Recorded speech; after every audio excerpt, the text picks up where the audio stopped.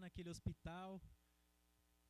A gente, quando recebe alguma notícia, foi a primeira coisa que veio à minha cabeça recorrer ao pastor, ao meu sogro. E eu falei, nossa, eu falei até pro pastor, né, pastor? Eu falei, eu quero desistir, eu nunca mais vou pregar, eu não quero mais falar.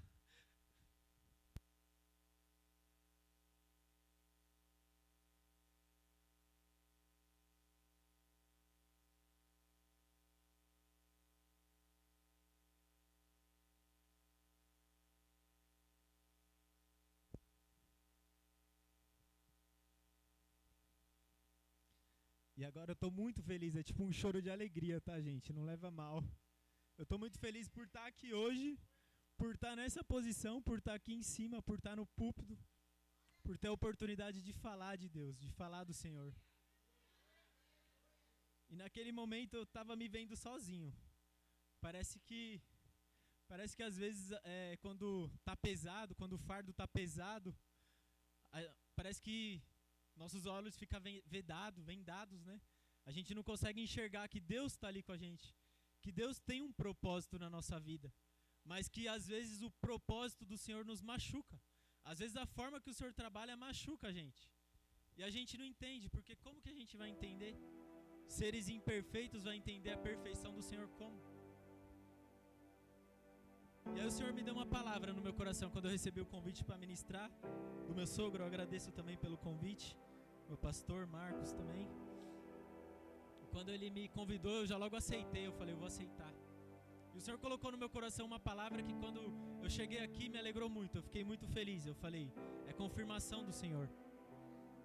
A primeira palavra foi em Marcos 8. E a ministração vai ser em Marcos capítulo de número 16. Abre comigo, por favor, a Bíblia. Marcos capítulo de número 16, versículo de número 7. Enquanto vocês vão abrindo, vem cá, amor. A gente vai cantar um louvor aqui também que vai falar exatamente disso. Que às vezes o fardo é pesado, mas que Jesus está vendo.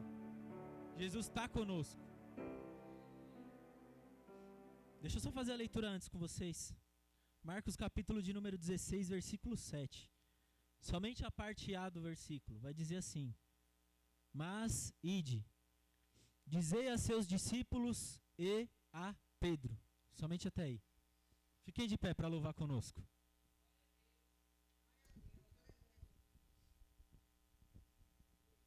Salve os irmãos novamente com a paz do Senhor.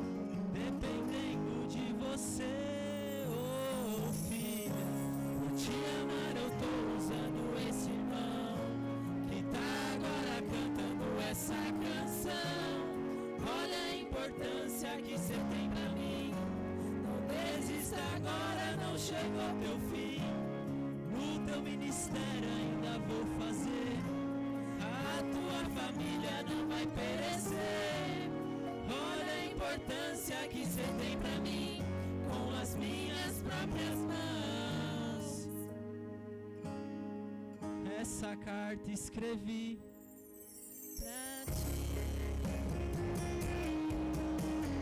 Eu sei seja louvado.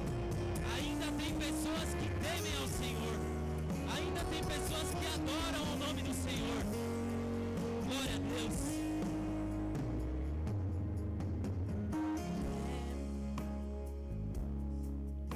Eu sei que o fardo é pesado, mas você não pode parar.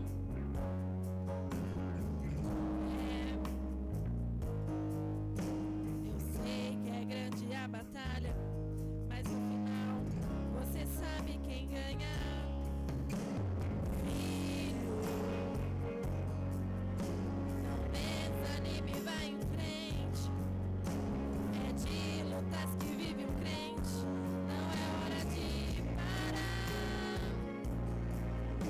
Não esqueça, eu estou contigo, te livrando do inimigo. Não pare agora, tem gente lá fora dependendo de você. Oh filho, por te amar eu tô usando esse irmão que tá agora cantando essa canção. Olha a importância que cê tem pra mim. Não desista agora, não chegou teu fim. O teu ministério ainda vou fazer. A tua família não vai perecer. Olha a importância que cê tem pra mim, com as minhas próprias mãos. Oh filho, por te amar eu tô usando esse irmão que tá agora cantando essa canção. Olha a importância que cê tem pra mim. Não desista agora, não chegou teu fim. No teu ministério ainda vou fazer. A sua família não vai perecer. Olha a importância que cê tem pra mim, com as minhas próprias mãos. Essa carta eu escrevi pra ti. Deus escreveu pra você.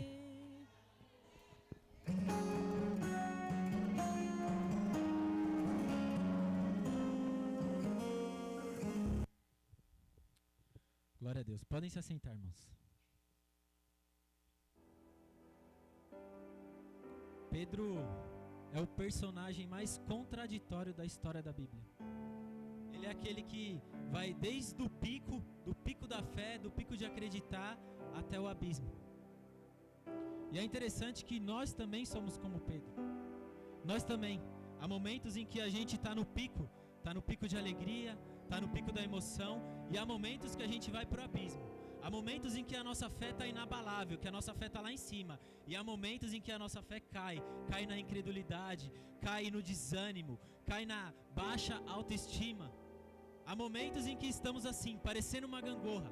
Há momento em que vai tudo bem, e há momento em que baixa tudo. E o teólogo Hernandes Dias Lopes vai dizer em um dos seus livros, cujo título é Pedro, exatamente Pedro, foi ao qual eu me inspirei para essa ministração.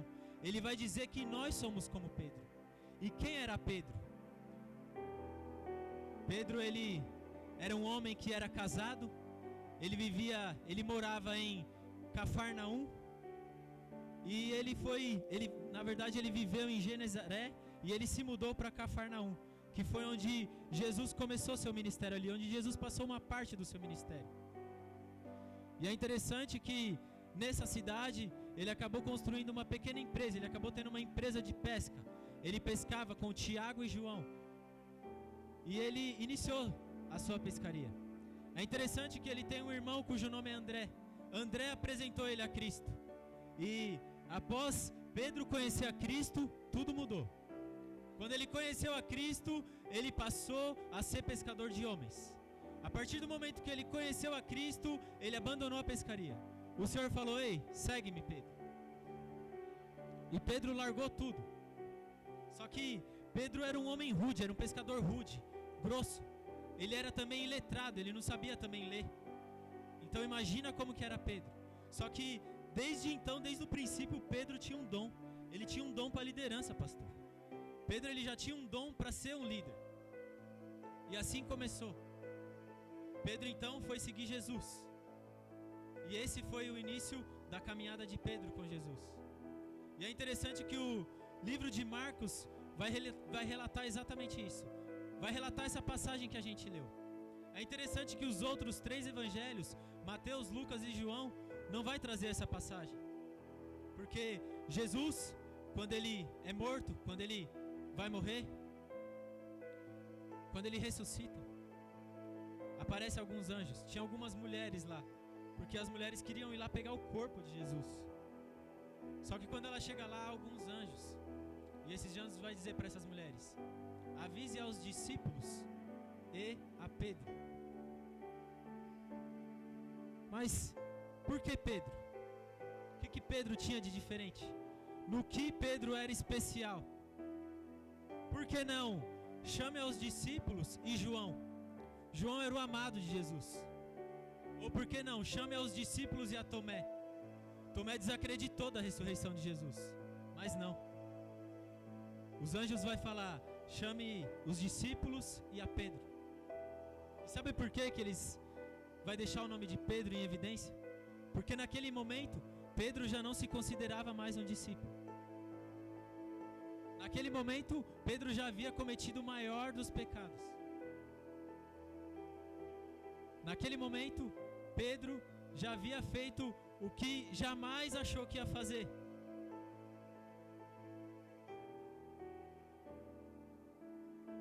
Em Mateus 26:33 vai dizer: ainda que todos venham a tropeçar por tua causa, eu jamais tropeçarei. Pedro vai dizer isso. Só que Pedro negou a Jesus, é sabido de todos. E ele não negou a Jesus uma nem duas, foram 3 vezes que ele negou a Jesus. Só que Pedro não negou a Jesus para um sumo sacerdote. Pedro também não negou a Jesus para Pilatos, que tinha todo o poder naquela época. Pedro negou a Jesus a uma simples serva. Pedro negou a Jesus quando perguntaram a ele: você conhece aquele Nazareno?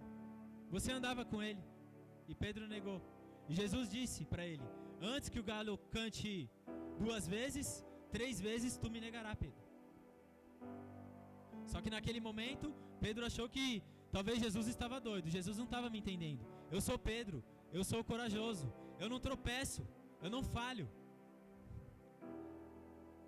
Mas Pedro negou a Jesus. E quando Pedro negou a Jesus, Jesus olhou para ele bem na hora, bem no momento em que ele traiu. Imagina só a situação de Pedro naquela hora. A Bíblia vai dizer que ele chorou amargamente. E esse amargamente no grego quer dizer água podre. Só que Pedro fez diferente de Judas, ele não tomou essa água. Pedro chorou e se arrependeu. Foi um choro de arrependimento. Só que 3 dias Jesus ficou morto.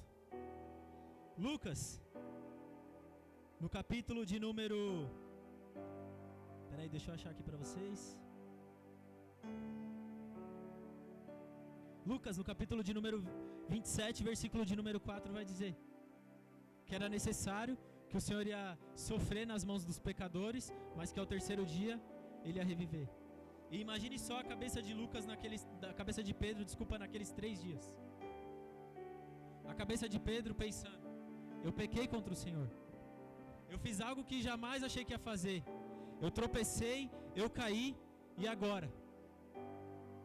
Talvez quantos de nós não tenha um dia cometido algum pecado, algo e falou: eu tropecei, logo Pedro. Quem diria, logo ele ia tropeçar, ia cair. Ei, só que eu vim aqui também nessa noite de dizer: Pedro tropeçou, mas o Senhor falou: ei, Pedro, eu não desisto de você. Pedro, quando eu ressuscitar, eu vou te chamar. Ei, talvez você esteja fazendo algo que não tenha agradado ao Senhor. Talvez você tenha cometido algum pecado gravíssimo ao Senhor. Ei, mas só que talvez nós estejamos lembrando disso e o Senhor já se esqueceu faz tempo. Talvez aquele pecado gravíssimo que a gente cometeu, o Senhor já se esqueceu. Talvez não, Ele já se esqueceu. Mas por que a gente anda lembrando? Imagina a situação de Pedro nesses 3 dias. Meu Deus, será que eu não vou viver mais essas experiências? Aquela experiência no Monte da Transfiguração? Será que eu não vou ter mais aquele momento com o Senhor no jardim do Getsêmani? Será que eu não vou ter mais aquela comunhão? Pedro vai se afastar. E Pedro não iria ao encontro do Senhor quando ele ressuscitou, se o Senhor não tivesse falado: chame aos discípulos e a Pedro.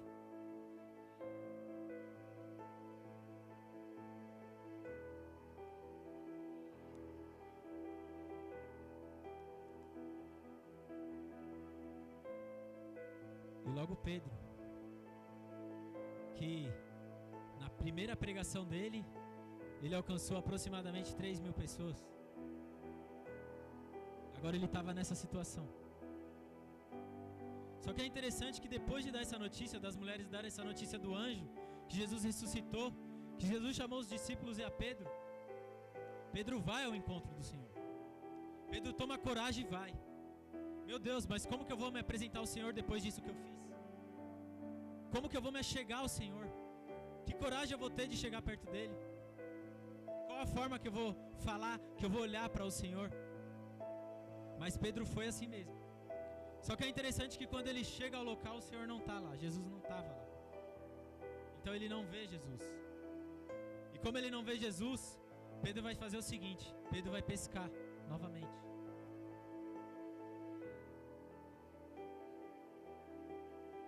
Talvez tem gente aqui que está pensando em voltar para trás. Talvez tem gente aqui que está falando: ai, está muito difícil, eu tenho que parar. Ai, está muito difícil, eu vou voltar, eu vou retornar à minha empresa, eu vou voltar à pescaria. Jesus não estava aqui, me falaram que ele ressuscitou e ele não está, eu vou pescar. Alguns estudiosos vão dizer que ele vai pescar porque ele precisava se alimentar. Já outros vão dizer que ele vai pescar porque Pedro era um rapaz ocioso, era um homem ocioso, que não aguentava ficar parado.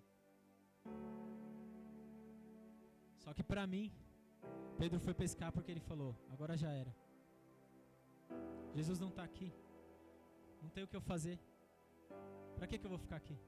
E ele vai pescar. Só que é interessante que na posição dele de líder, os discípulos vão com ele. Se ele vai pescar, então eu também vou com você. E eles foram. E eles ficaram lá a noite toda. E quando eles vêm retornando, eles avistam na praia. E Jesus também avista ele. E quando ele chega perto, é interessante que Jesus não vai falar para eles: seus fracassados, seus murmuradores. Jesus vai perguntar para eles e vai chamá-los: amigos, vocês têm algo aí para comer? E eles vão dizer que não. A Bíblia vai dizer que eles não tinham nada, porque eles não pescaram nada. E Jesus vai falar para ele: joga a rede do lado direito. Jesus vai trazer de novo uma pesca maravilhosa. E sabe o que eu entendo com isso? Quando Jesus vai trazer de novo essa pesca maravilhosa, e aí eles vão pegar aqueles peixe grande. Sabe o que Jesus estava fazendo ali? Jesus estava mostrando para Pedro: Pedro, quando você veio a mim, quando eu falei para você largar, foi assim. Foi uma pesca maravilhosa. Agora eu estou te mostrando de novo. Sabe o que eu estou fazendo com você? Eu estou te dando uma segunda chance. Ei, sabe o que eu estou fazendo com você?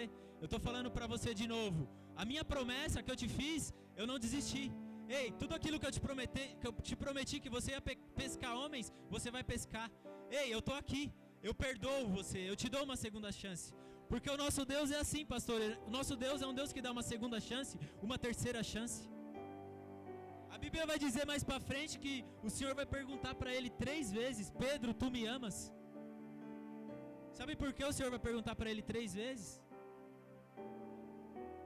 Porque 3 vezes ele traiu Jesus.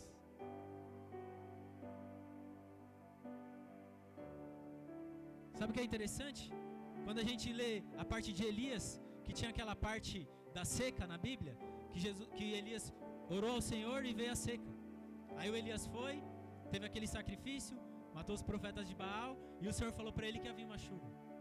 E ele mandou o servo ver: vai ali ver se tem uma nuvem. E ele foi e não tinha uma nuvem. E ele voltou. E Elias falou para ele: vai de novo. E ele foi a segunda vez e não tinha nuvem. E Elias falou: vai uma terceira vez, e não tinha de novo. Vai uma quarta vez, e não tinha de novo. Sabe o que o Senhor está mostrando para a gente? Que a gente não pode parar na primeira tentativa. O Senhor está mostrando pra gente que a gente não pode parar também na segunda. O Senhor está mostrando também que a gente não pode parar na terceira. Sabe o que o Senhor está mostrando pra gente também? Que se a gente pecar uma vez, 2 vezes ou 3 vezes, o Senhor vai nos perdoar da mesma forma. Sabe o que o Senhor está mostrando pra gente nessa noite com essa ministração? Que o Senhor nos perdoa, que Ele é poderoso para apagar todo o nosso pecado. O Senhor está mostrando pra gente que independente do que a gente faça, Ele é poderoso para nos perdoar. Talvez nessa noite, quantos de nós têm pensado em desistir? Quantos de nós têm desanimado? Talvez quantos de nós têm carregado esse fardo pesado? Mas nessa noite eu vim aqui te dizer, o Senhor vai tirar esse véu dos seus olhos e vai te mostrar que Ele está do seu lado, que Ele está te esperando, que Ele está te protegendo, que Ele está te guardando, que Ele está com você em todos os momentos.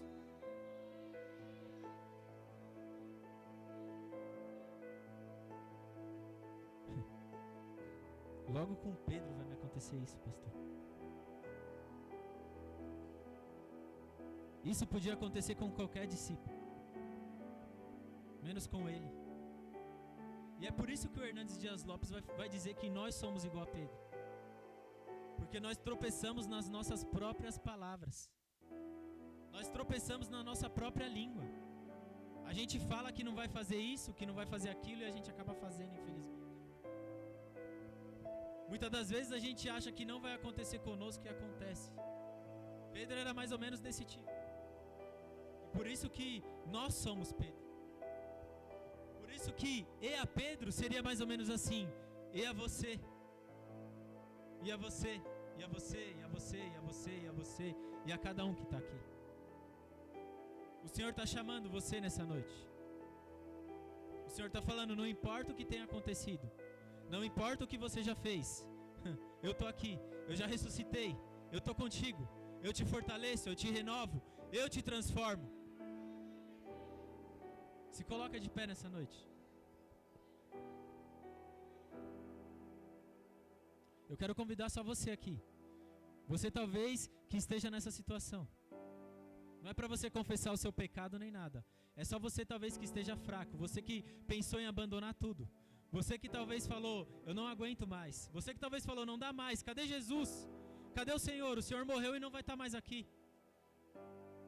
Talvez você que esteja mais fraco na fé. Talvez você que falou: minha fé é inabalável. Minha fé é inabalável, pastor.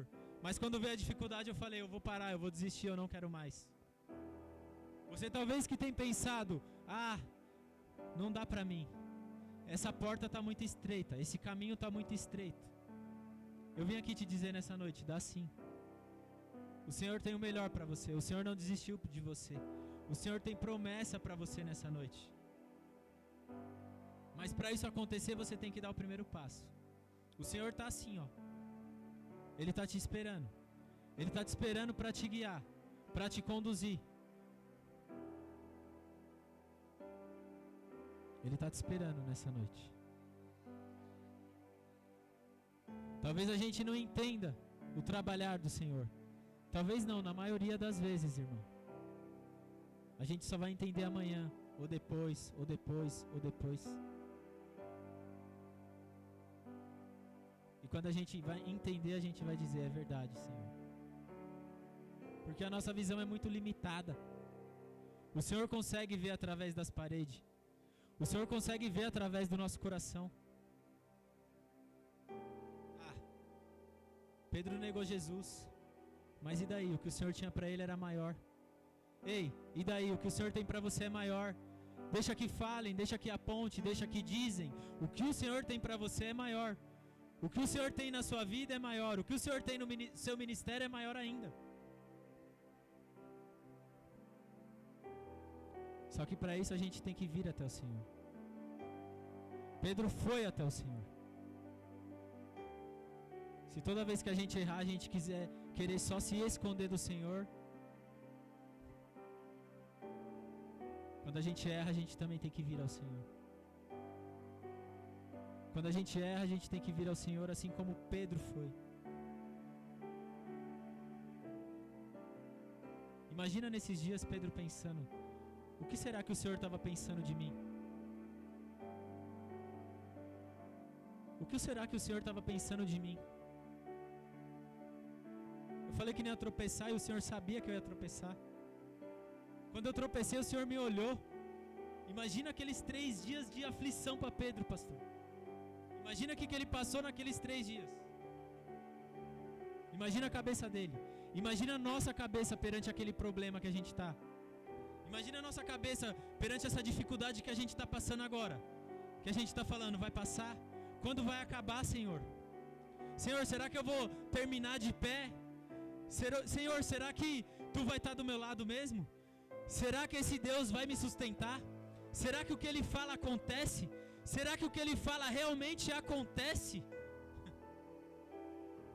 Ei, eu vim aqui te lembrar nessa noite, acontece.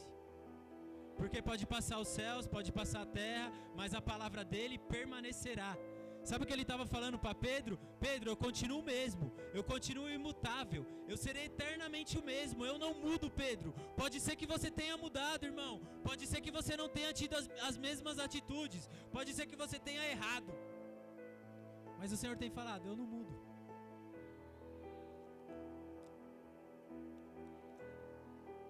O Senhor tem falado, eu não mudo. Lembra lá no Êxodo? Deus levava todo dia a provisão, o maná, né, pastor? E o pessoal às vezes ficava preocupado. Alguns ficaram preocupados e queriam guardar o maná para o dia seguinte, pastor. Só que ele apodrecia. Ei, às vezes tem gente que está assim. Às vezes nós passamos por isso. A gente almoça preocupado com a janta, pastor. Sabe por quê? Porque nós estamos passando por um momento de provisão. E a provisão é assim, irmãos. Quando Deus tem a provisão, a gente tem que tomar o café, a gente tem que almoçar, a gente vai jantar, não dá para guardar para o dia seguinte, é a provisão. Mas Deus tinha um momento de abundância. Deus já tinha falado, ei, meu povo vai ter um momento de abundância, mas não vai ser nessa terra, vai ser lá na terra que emana leite e mel. Às vezes você entrou aqui também preocupado, às vezes você entrou nesse momento de provisão, e o Senhor está falando, ei, o momento de abundância vai chegar, o momento de abundância vai chegar aquele momento que você vai se almoçar e você não vai nem se preocupar com a janta, você não vai nem se preocupar, você não vai se preocupar se a gasolina está aumentando, se o combustível está aumentando, se a luz aumentou, vai chegar esse momento de abundância, mas antes a gente tem que passar pela prova, antes a gente tem que passar pela provisão. Muitas das vezes é isso que a gente não entende. É esse trabalhar do Senhor que a gente não entende. Então nessa noite que nós venhamos aprender, que nós venhamos a ser Pedro, que nós venhamos a se arrepender das nossas falhas e dos nossos pecados, amém? Vamos orar aqui, estendam suas mãos, o pastor vai orar nessa noite. Amém.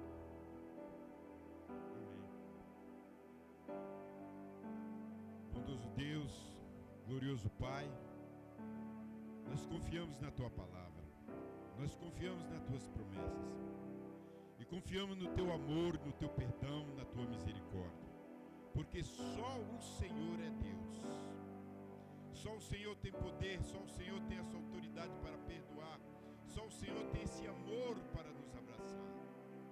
E esse momento, Senhor, que a Tua igreja está aqui à frente, é no Teu nome, Senhor Jesus, que esse povo aqui está, e eles tenha a certeza absoluta que tudo o que fizeram, não importa, o Senhor está perdoando para a glória do Teu nome, Senhor.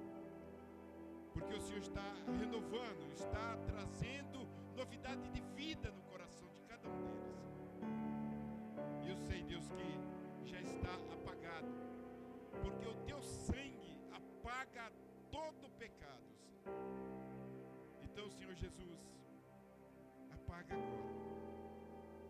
Que a alegria renove nesses corações, que a Tua misericórdia venha superabundar nessas vidas, Senhor, e que a Tua graça, Senhor, venha derramar sobre cada um deles, Senhor.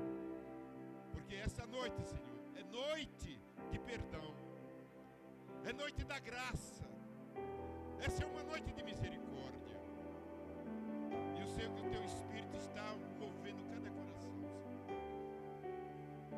Senhor, toda mente que está, ó Deus, agora travada, toda mente que está, Senhor, ó Deus, é totalmente fechada, abre agora e derrama o Teu perdão sobre ela, Senhor. Tudo que o inimigo intentar agora, nós anulamos no nome de Jesus. Não há autoridade do inimigo aqui. poder aqui é de Jesus. Porque a autoridade aqui é de Jesus. Porque a confiança é o teu Espírito em cada um, Senhor. E nós estamos aqui, Senhor, confiando. Porque eu sei que no céu agora, Senhor, tem uma arma totalmente, ó Deus, apontada para aqui, Senhor. É um laser, Senhor, do céu. Aonde, Senhor, está destruindo cada coração. Coração que está, Senhor, dilacerado. Coração que está entristecido. Coração que está desanimado. Coração que está totalmente, Senhor, ó Deus, destruído. O Senhor agora está renovando.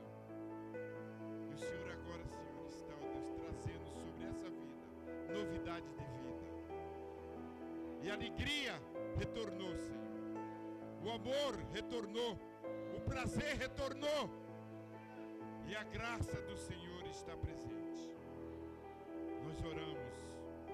É no nome que destrói toda a potestade do mal. Mas é o nome que constrói toda bondade e amor. É o nome de Jesus. Nós liberamos agora, Pai, no teu nome, Jesus, perdão para todos. E liberamos, Senhor, uma porção dobrada do teu amor